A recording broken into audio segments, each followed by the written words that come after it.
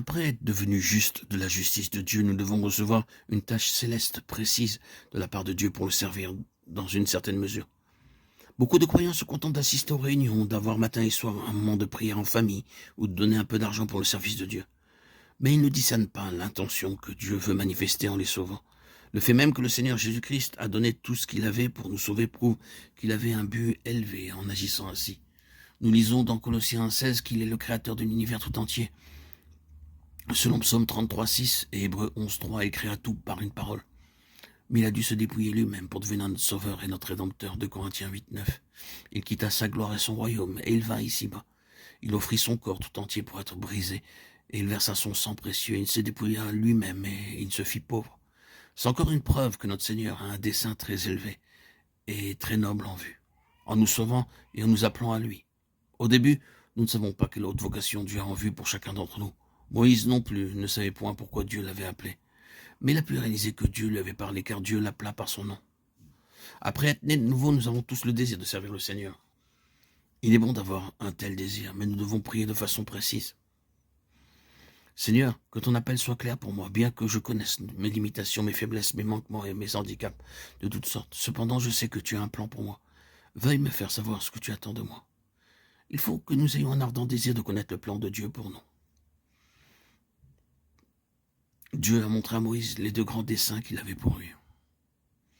Être son porte-parole comme témoin et être son serviteur en tant que messager.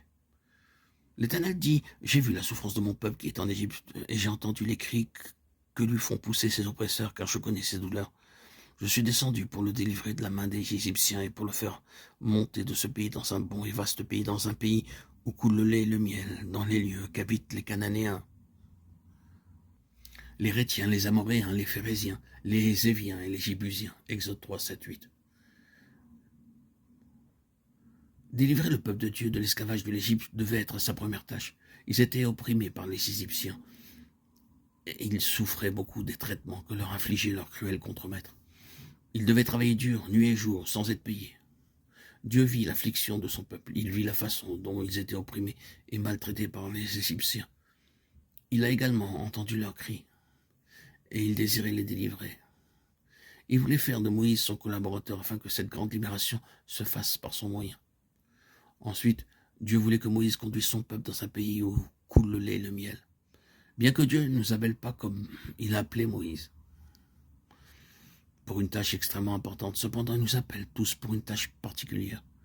Quel que soit le travail qu'il nous donne, celui-ci est également précieux à ses yeux. Chacun d'entre nous trouve sa tâche très difficile, comme une montagne énorme selon l'appréciation de Zorobabel.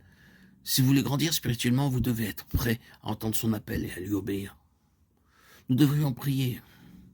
Oh Seigneur, montre-moi la façon dont je peux te servir, t'obéir et t'être de quelque utilité.